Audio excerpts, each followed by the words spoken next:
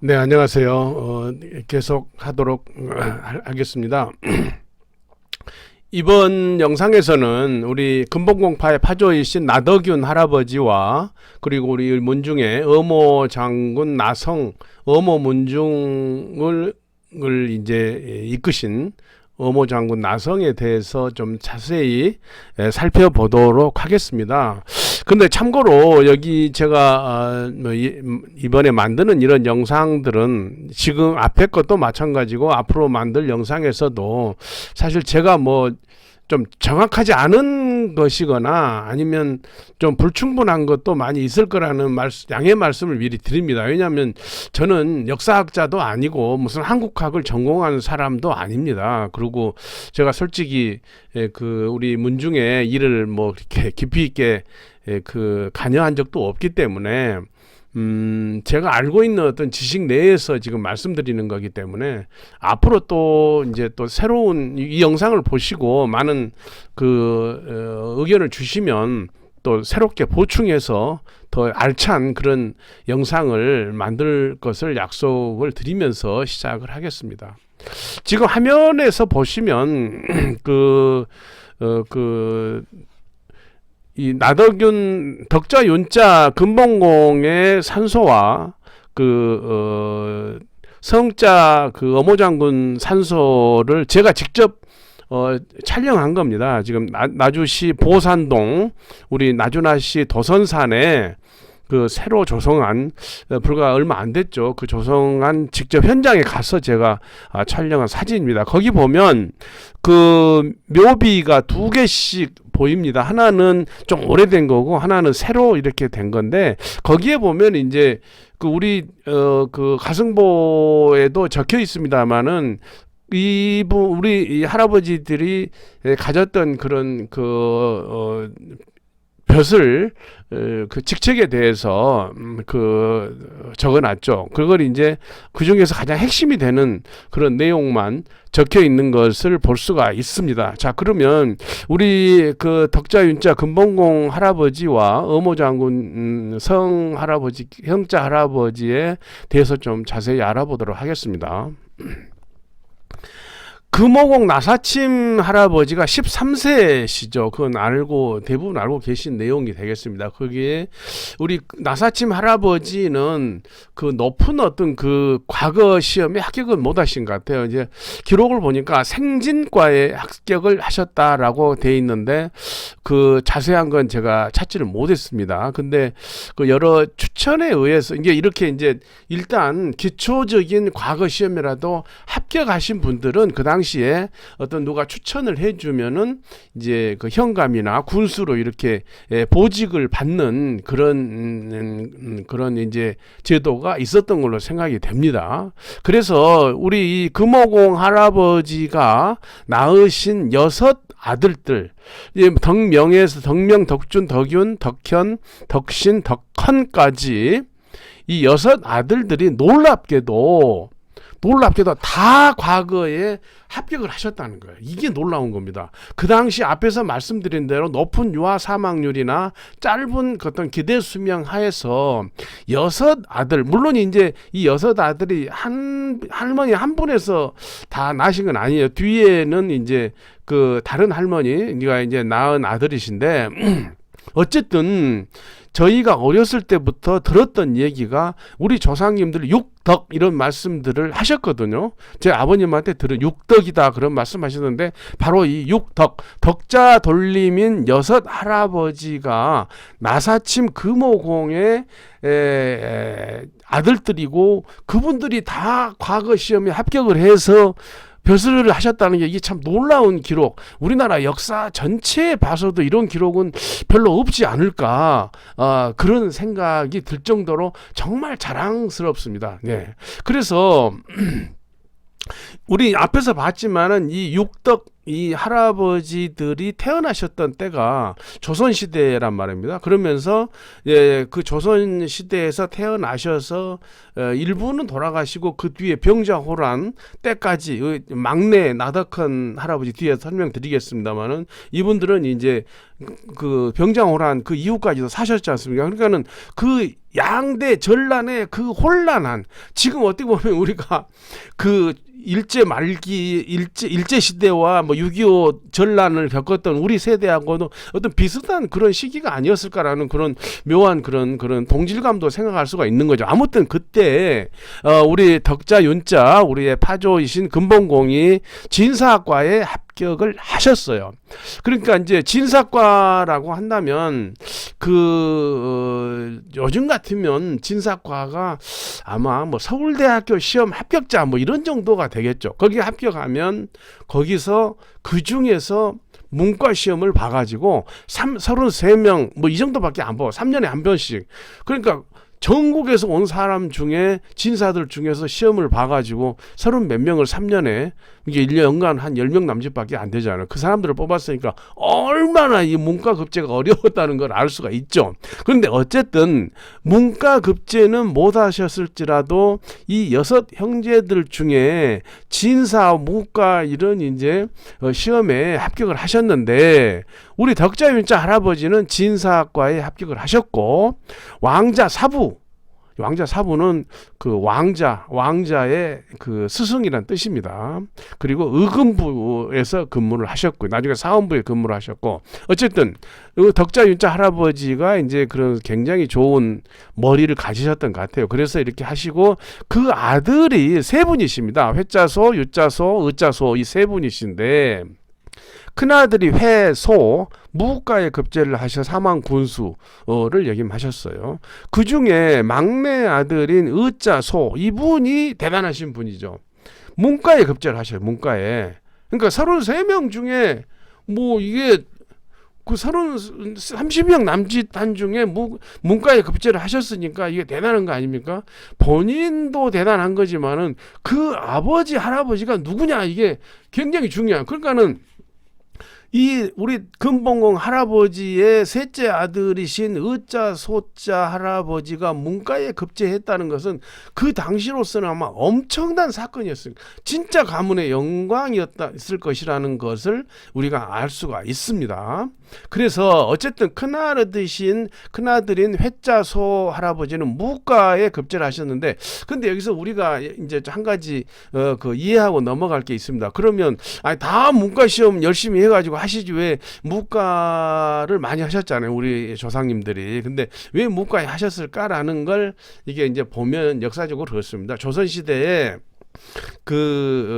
문과 쪽으로 가는 분들은 요즘은 진짜 문과죠. 그리고 무과는 이제 군인이 되는 건데, 무과가 조금 더 쉬웠다고 그래요. 왜냐하면 문과 시험에 합격하려면 막 20년, 30년 동안 어마어마한 양의 책을 막 뭐 달달달달 애우고 막 경전을 막 하고 글을 잘 쓰고 있는 뛰어난 그런 공부와 피나는 노력을 해야 되는데, 그거에 비해서 무과는 어느 정도 이제 한문을 다 쓰고 읽을 정도의 실력이 되시고 그 대신에 말을 타고 활을 쏘고 창을 쓰고 하는 그런 기본적인 무술 능력을 가졌으면 무과 시험에 합격할 수가 있었다는 것이죠. 그리고 이제 양대 전란 과정에서 문과는 아까 말씀드린 30 몇 명밖에 안 뽑았는데, 무과는 뭐 상당히 많이 뭐 이렇게 뽑았다고 합격을 시켰다고 합니다. 왜냐면 나라에 이제 뭐 문과 장수들이 많이 필요하니까요.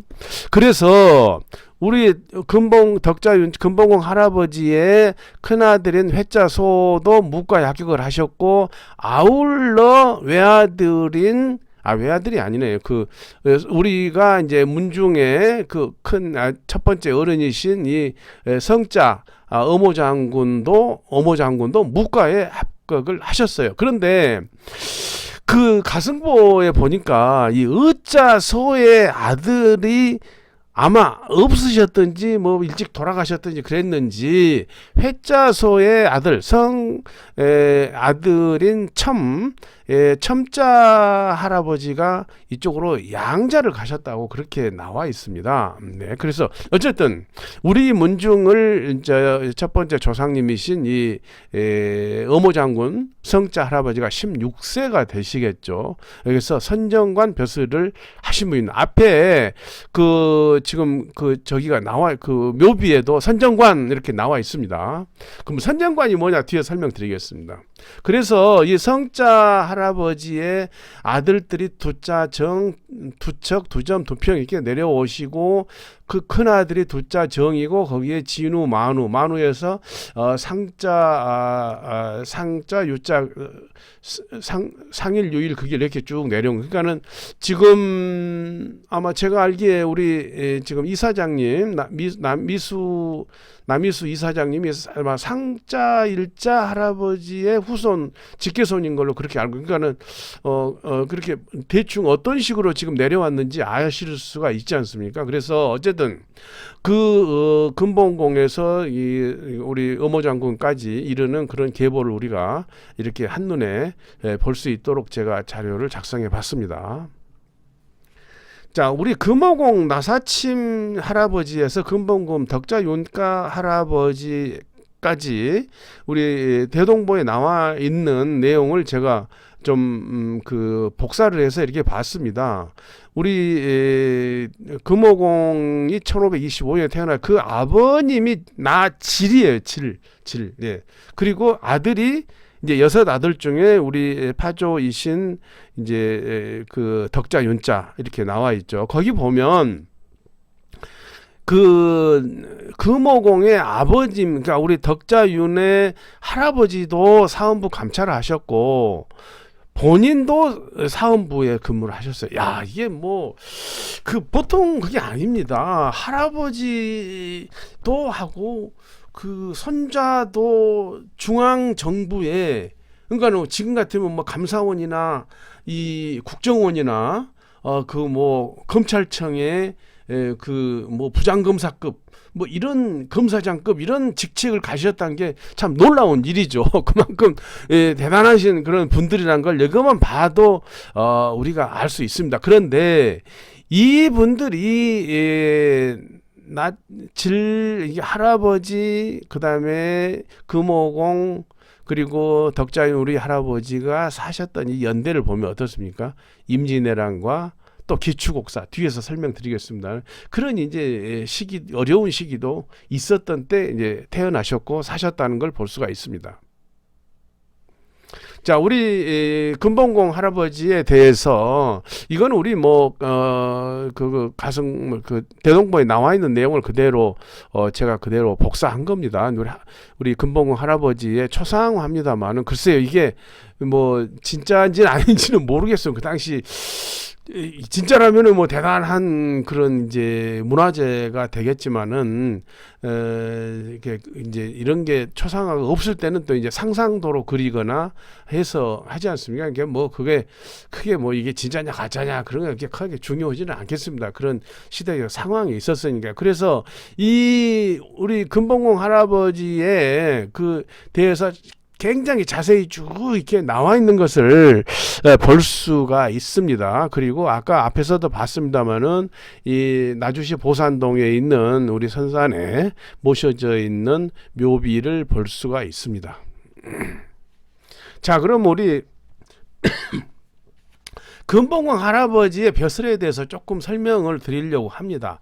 과거에 급제한 때가 언제냐면 선조 21년 1588년 무자년 식년시. 식년시는 그러니까 매년 과거 시험 보지 않았어요. 3년에 한 번씩 정기 과거 시험은 물론 이제 그 중에 뭐 이렇게 뭐 보기도 뭐 좋은 일이 있을 때는 보기도 했다고 하지만 원칙적으로는 3년에 한 번씩 과거 시험을 봤던 것이죠. 그런데 아니 매년 봐도 될 때 왜 1년에 한 번씩 3년에 한 번 받느냐 생각해 보십시오. 저 나주에서 서울까지 한양까지 올라오는데 보름 걸리고 내려가는데 보름 걸리고 하는데 그걸 매년 하면은 그 뭐 할 수 있겠습니까? 그래서 그런 교통수단이나 이런 물리적인 한계 때문에 결국은 뭐 이렇게 3년에 한 번씩 정기 과거 시험이 있었다라고 우리가 이해되겠고요. 뒤에서 보겠습니다만은 우리 금봉공 할아버지는 진사과에서 2등 13위를 하셨어요. 그러니까 전체 100명 중에 18위를 하셨거든요. 무지 공부를 잘하신 겁니다. 그러니까 이 100명 중에 18등을 하셨으니까 대단히 공부를 잘하신 그런 거의 천재급, 수재급이라고 보겠습니다. 그래서 우리 덕장윤자 할아버지의 직책은 의금부 도사. 의금부랑은 검찰청 뭐 그런 다시 보면 뭐 어디 이거 드라마에 나오는데 무슨 지방에 문제가 있으면 의금부 도사가 이 나졸들을 이끌고 이게 중앙에서 지방에 막 내려가는 했다고 합니다. 그러니까 굉장히 파워풀한 그런 이제 지금 같으면 뭐 부장검사 뭐 이런 급의 그런 벼슬을 받으신 거죠. 그리고 왕자사부 앞에서 말씀드렸습니다만은 왕자를 가르치는 선생님입니다. 근데 왜 왕자냐? 그 전에는 그러니까 세자가 있고 왕자들이 여럿 있으면 세자가 있고 나머지 왕자들 있지 않습니까? 그리고 특히 후궁이 낳은 왕자를 옛날에는 공부를 안 가르치고 그 전에는 그런데 조선 중기로 오면서 이제 선생님을 붙여가지고 공부를 가르쳤는데 어쨌든 그 후궁이 낳은 왕자지만 이제 뭐 왕실의 그런 그 인원을 가르치는 정도로 그렇게 훌륭한 학문을 많이 높으신 분이었다는 걸 우리가 짐작할 수가 있죠.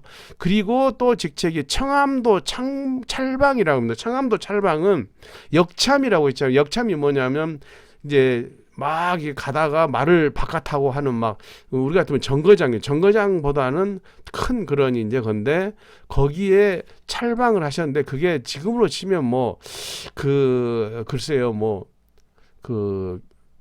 나주 지방교통청장 뭐 이런 정도의 직책을 맡으셨다고 합니다. 그리고 사헌부 감찰 그러니까 지금 같으면 이제 그 감사원이나 공수처 검사라고 그렇게 뭐 볼 수도 있겠습니다만 왕한테 간언을 하고 막 이렇게 하시면 아니 되옵니다. 이게 했던 게 그 3사라고 있지 않습니까? 그게 사헌부 사관원 홍문관이 있는데 이 중앙정부 3사의 인원이 되는 건 대단한 영광이죠. 가문의 영광이죠.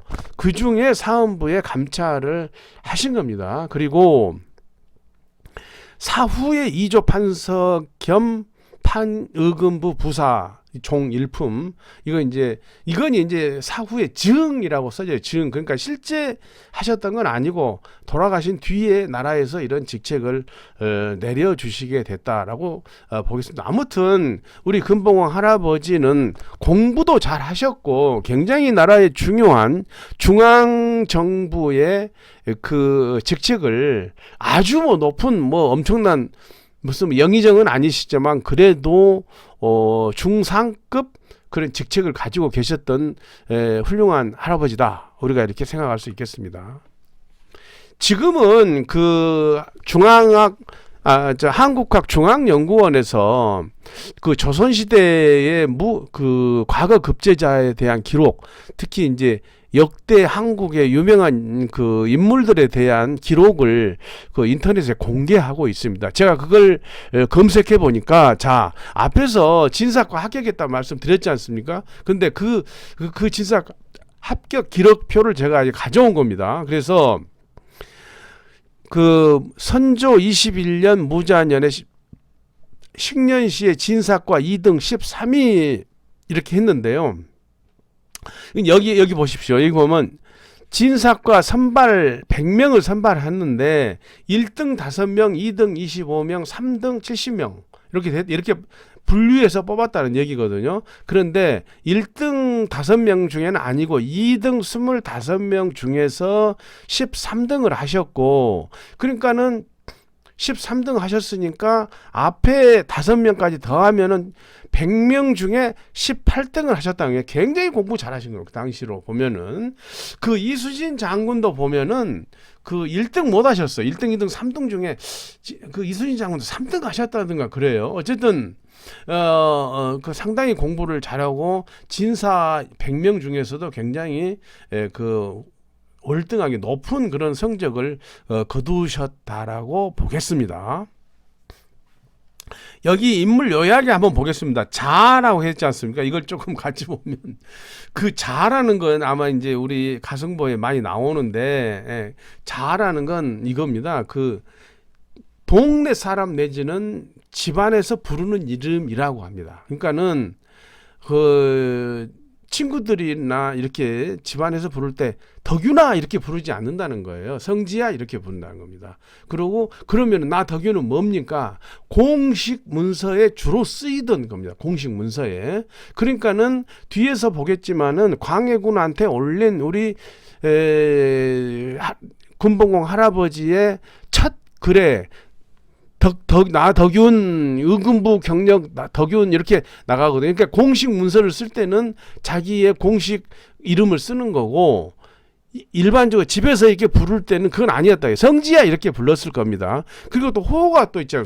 호가 금봉이거든요. 금봉. 그러니까 호는 이제 또 다른 이제 지금도 그렇잖아요. 지금도 뭐 이름 부를 일 별로 없죠. 뭐 그 저한테는 교수님 뭐 그렇게 원장님 그런 사람이 직책을 부르든 그렇게 하는 거와 똑같은 거죠. 그래서 과거에 급제를 했으면 뭐 그걸 불렀겠죠. 그런데 진사 나진사 이렇게 불렀겠는데 그것도 저것도 아니면은 그냥 뭐 호로 많이 불렀지 않습니까? 호. 그래서 뭐 서양 사람들이 조선 후기에 우리나라에 왔을 때 한국 사람들 이름이 너무 많다 막 그렇게 지적도 했다고 하는데 아무튼 우리 금봉공 할아버지는 이렇게 진사에 합격을 하셨고 합격 연령이 32세라고 돼요. 32세. 지금 같으면 이제 지금도 뭐 행정고시 합격을 그렇게 쉽게 합격 못 하죠. 지금도 뭐 20대 중후반 이렇게 돼야 행정고시 합격을 하는데 그 당시 기준으로 보면 32세 그렇게 늦은 건 아닙니다. 보통 한문 공부를 시작하는 게 한 7살, 8살 때부터 천자문을 배우기 시작했거든요. 그래가지고 쭉 경전을 공부했으면 우리 지금 금봉공 할아버지는 한 25년간 공부를 하시고 진사과에 합격을 하셨으니까 그렇게까지 늦은 건 아니다. 적절한 나이에 과거에 진사과에 급제하셨다. 라고 우리가 얘기할 수 있겠고요. 그리고 이제 지금 이 기록에 보면은 지금 현재 이렇게 다 나와 있습니다. 그래서 아버지가 누구고 아버지는 무슨 벼슬을 했고 형 동생들은 누구다 이렇게 다 나와 있습니다. 한 가지 더 하면 이 전력이 있지 않습니까? 이력사항에 보면 유학이라고 되어 있죠. 유학은 뭐냐면 그러니까는 유학은 벼슬이 없다는 얘기. 유학은 어릴 유자 아닙니까? 그러니까 어릴 유자는 이건 학생이란 뜻이거든요. 유학이. 그러니까는 성균관에 들어가서 열심히 공부를 하다가 거기서 진사 아니면 지방에 거기서 공부하다가 이렇게 진사과에 합격했다 할 때 벼슬이 아직 없을 때는 유학이라고 그렇게 적었다고 합니다. 자, 우리 지금 네이버나 구글에서 보면 우리 금봉공 할아버지가 올린 상소문을 쉽게 검색할 수가 있습니다. 광해군에게 올린 상소문이거든요. 광해군 언제 올리냐면 광해직위년 그랬어요. 원년이라고도 하고 직위년이라고 하는데 광해군이 그러니까 선조가 돌아가시고 광해군이 즉위를 임금이 돼가지고 첫 해에 바로 우리 금봉공이 광해군한테 상소문을 올리셨다는 거예요. 그 내용이 그 원문입니다. 이게 원문인데 제가 가졌는데 여기 읽어보면 의금부 경력 나덕윤 상소 왈 쭉쭉쭉쭉쭉 나와요. 이 말은 이제 읽어보면은 제가 별거 아닌데 정말 그 말찍을 얻어가지고 참 그 나라 일을 하게 돼서 참으로 영광이고 이렇게 잘 해주셔가지고 대단히 감사한데 그런데 제가 건의사항이 있습니다. 이렇게 시작을 해요. 그런데 여기 나온 이 한자가 뭐 그렇게 어려운 한자는 아니지만은 어쨌거나 이렇게 이 장문에 이게 아마 지금으로 쳐도 A4 용지 한 서너 장 정도 될 겁니다. 그걸 붓으로 이게 다 썼을 거 아닙니까? 글자 하나 틀리면 안 되죠. 아마 이것을 쓰시는데 엄청난 그런 머리를 써서 이렇게 쓰셨을 거예요. 자, 그리고 상소문이란 건 실제 아무나 쓰는 것도 아닙니다. 상소문을 쓸 때는 자기 목숨 걸고 쓰는 거예요. 임금한테 직접 직보하는 거야. 임금한테 직접 자기가 상소문 올리면 상소가 올라오면 임금님이 직접 읽어보게 돼 있어요. 그러니까는 뭐 이상한 소리 써놓은 뭐 이런 고의한 놈이 있나 당장 유배 보내라 아니면 뭐 잡아 가혹시켜라 이렇게 될 수도 있단 말이에요. 잘 될 수도 있지만 그러면 이 지금 내용이 뭐냐면 앞에서 말씀드린 대로 금봉공 할아버지의 스승이신 정계청 권제 정계청 선생이 억울하게 돌아가셨는데 누명을 쓰고 돌아가셨는데 좀 이게 복권 좀 시켜주셔 사면 좀 해주세요라는 그런 내용입니다. 그런데 그게 이제 선조 때 그 선생님이 돌아가셨어요. 그런데 선조 때는 못하고 바로 돌아가시자마자 바로 우리 선생님 좀 사면 좀 해주세요라고 올린 것이라고 봅니다. 이게 임금님이 새로 즉위한 지 얼마 안 됐는데 이런 내용을 올려가지고 임금님이 보고 왕이 보고 아 그럴듯하다 그러면은 잘 되는 거고. 뭐 이런 걸 나한테 올려 그러면 한번 이게 감옥 갈 수도 있는 그런 위험성을 무릅쓰고 이 상소문을 올리셨다는 그런 것이 되겠습니다. 상소문에 대해서 이 사관 이 내용을 그러니까 한글로 이렇게 번역했다라고 볼 수가 있습니다. 근데 이 내용이 여기 지금 써진 게 뭐냐면은 상소문에 대해서 그 다음 왕 때 그러니까 인조 때 그 역사관들이 이게 써놓은 거예요. 거기다가 뭐라고 써놨냐 쭉 이렇게 나덕균이 뭐 어쩌고저쩌고 하는데 이 내용을 해가지고 이렇게 올렸다 이렇게 써놓고 마지막에 뭐라고 써놨냐면은 살펴보건대 나덕균은 범디 호남의 호족으로 향리 살며 불법을 많이 저질렀고 아주 뭐 여기에서 간에부터 설겠다 보다 이런 사람이다 이렇게 막 해놨어요. 왜 막 비난을 해놨다. 왜 그랬겠습니까? 이 재밌는 게 이 아래 그 청색으로 한 내용은 우리 한국학 연구원이 이게 그 다시 해설을 해놓은 거거든요. 근데 이 내용에서 보시다시피 이 광해군한테 금봉공이 상소문을 올린 내용이 뭐냐면 우리 스승이신 정계청 선생님이 사실은 정렬입하고 별 상관도 없고 했는데 유배를 가셔가지고 나이 들어서 유배 가셔가 현지에서 돌아가셨습니다. 그런데 모함을 그걸 그렇게 막 잡아 넣은 게 누구냐? 송강정철입니다. 정철은 정말 나쁜 놈이다. 막 우리가 국어책에서 배웠죠. 송강정철 역사에 굉장히 훌륭한 문학자로 이렇게 학자로 돼 있는데 우리 막 금봉공이 이렇게 송강정철은 아주 나쁘다 이렇게 막 써난 내용이란 얘기죠. 그런데 선조 때 정철이었던 사람 정철 등의 당파와 그 뒤에 광해군이 즉위함으로써 당이 바뀐 거예요. 정당이 바뀐 겁니다. 그러니까는 그때 이렇게 올렸는데 다시 광해군이 인조에 의해서 폐위됐잖아요. 그 다음에 또 정당이 바뀐 거예요. 그러니까는 그 뒤에 사람들은 자기하고 당파가 틀리니까 틀린 금봉공이 올린 상소문에 대해서 이렇게 막 안 좋게 써놨다. 그런 내용이 되겠습니다. 자, 이게 금봉공에 대해서 여기까지 하고요. 우리 어모장군 나성자에 대해서 좀 보겠습니다. 어모장군에 대해서는 제가 여러 가지로 찾아봤지만 그렇게 기록이 많지 않습니다. 다만 무과 합격에 대한 기록이 나와 있습니다. 이걸 제가 찾았습니다. 어모장군은 언제 무과에 합격하시냐면 인조 22년 갑십년에 병과 132위 전체 201명 중에 158등입니다. 그러니까는 자 이거 보겠습니다. 갑이 1등, 갑과 1명이고 을과 25명에 병과 175명 이렇게 됐거든요. 그런데 이 병과 175명 중에 132등이라는 게 굉장히 성적이 좋지는 않습니다. 그래서 132등에다가 앞에 있는 26명을 합하면 총 158등이 되는 거죠. 아무튼 이렇게 해서 우리 어모 장군께서 무과에 어쨌거나 성적은 그렇게 좋지 않지만 당당하게 확실하게 무과에 급제하셨다는 걸 우리가 확인할 수 있는 것이죠. 그리고 언제 합격하신 28세 때 그렇게 늦은 건 아니다. 비교적 젊은 나이에 이렇게 무과에 합격하셨다는 것을 볼 수가 있고요. 그다음에 여기 보면 여기 아버지가 회자소 아닙니까? 회자소는 관직이 뭐냐? 군수였다 이렇게 나와 있는 것이죠. 네. 자, 그래서 이제 여기까지 제가 우리 금봉공 할아버지와 우리 어모 장군에 대해서 좀 자세히 설명을 드렸습니다.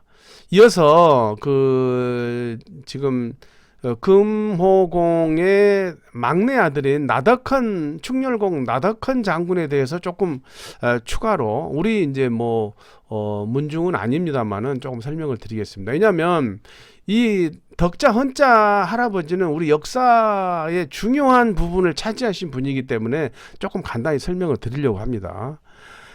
나사침 할아버지의 막내 아들인 덕자 헌자 1573년이에요. 굉장히 늦은 거죠. 그러니까 지금 우리 금모공이 몇 살 때입니까? 무려 거의 50 다 됐을 때 낳으셨다고 보여지고 굉장히 늦게 낳으신 늦동이라고 봐야 되겠죠. 늦동이라고 봐야 되는데 무과에 급제를 역시 하셨어요. 그래가지고 원래 그 호는 장암입니다. 그러니까 장암공이라고도 하는데 나중에 충렬공이란 시호를 돌아가신 뒤에 받으셨기 때문에 충렬공이라고 그렇게 부르는 것이고, 그러니까 지금 충무공이라는 것도 마찬가지. 충무공도 이수진 장군이 돌아가신 뒤에 나라에서 내려준 시호가 충무공이에요. 그래서 지금 조선시대에 보면은 충렬공 많이 있습니다. 우리 덕자은 할아버지도 충렬공이지만 다른 분들도 충렬공이 많이 있으시다는 것을 그렇게 이해하시면 되겠습니다. 자, 그래서 이 덕자 헌자 할아버지는 이제 우리 막내 동생 아닙니까? 덕자 헌자 할아버지는 금봉공의 막내 할아버지인데 군사와 외교 전문가라고 그렇게 우리가 간략히 요약할 수가 있겠습니다. 그래서 그 덕자 헌자 할아버지 충렬공에 대해서는 그 네이버나 구글에서 쉽게 그 기록을 찾아볼 수가 있습니다. 그런데 이 충렬공이 왜 대단하신 분이냐 하면 병자호란이 일어나기 전에 청나라가 바로 해가지고 있을 때 사신으로 가신 거예요. 조문 사절로 가셨는데 그때 청나라 황제가 즉위를 해가지고 쭉 사람들 외국 사신들 불러가지고 너희들 전부 절해라 하고 절했는데 절을 안 하신 거예요. 절을 안 하신 겁니다. 그러니까 얘들은 뭐야? 그러니까 아이고 저기 조선에서 왔는데 사신 둘이 와가지고 말이지 이거 절도 안 하고 이렇게 합니다. 그러니까 실컷 막 밟히고 거의 죽을 만치 얻어맞았겠죠. 그래가지고 내쫓김을 당하면서 강제로 편지를 써가지고 국서, 그러니까 그 황제의 도장이 찍힌 국서를 강제로 줘가지고 이제 귀국을 시킨 겁니다. 그런데 오던 중에 그건 맡겨버리고 그냥 우리 국경을 넘어올 때는 안 가지고 왔어요. 그런데 오니까 또 그 조정에서는 아니 청나라고 황제 그 가짜 황제가 즉위했다고 하는데 아니 그 국서를 왜 받아왔냐? 참칭이란 그래요. 황제라고 스스로 칭하는 자의 외교 문서를 네가 왜 받아와? 했다 해가지고 유배시켜버려요. 유배를 보내버렸단 말이에요. 백마성에다가. 이게 참 자기는 실컷 가가지고 하고 왔는데 말이야. 이건 억울하게 또 귀국하니까 이거 뭐 유배시키고 정말 억울하기가 짝이 없지 않습니까?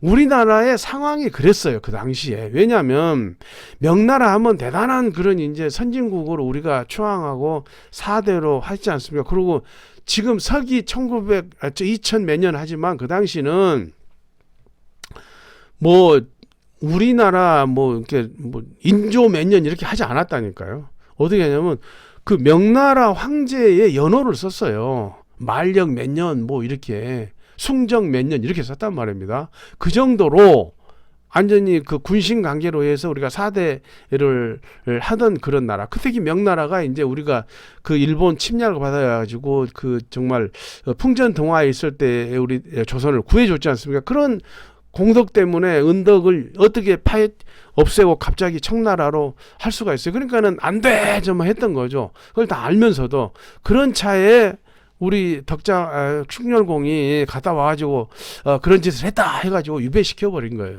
그런데 병자호란이 나가지고 인조가 삼전도에서 무릎 꿇고 뭐 절 3번 하고 막 했지 않습니까? 머리 9번 조아리고 하고 이제 그 당태종 청나라 태종한테 앉아서 이제 항복했어요. 근데 청나라 그 황제가 그 나덕헌이라고 말이야. 그 친구 굉장히 그 절개가 있고 와가지고 그렇게 절도 안 하고 상당히 고생을 많이 했는데 요즘 뭐 하는가 이렇게 물어봤어요. 그랬더니 유배가 있어. 그러니까 인조가 어떻게 했습니까? 야야 걔 좀 빨리 불러라. 빨리 불러와. 이게 된 거예요. 그게 깜짝 놀래가지고.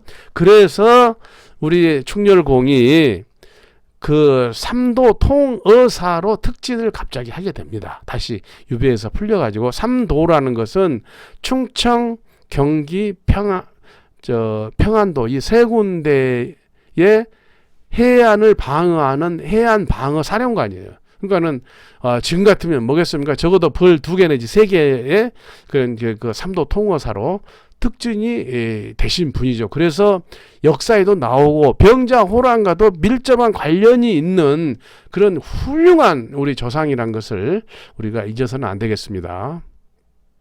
여기까지 말씀드리고요. 다음 영상에서 우리 그 조상들이 여러 가지로 힘들었던 시절에 대해서 말씀을 드리도록 하겠습니다.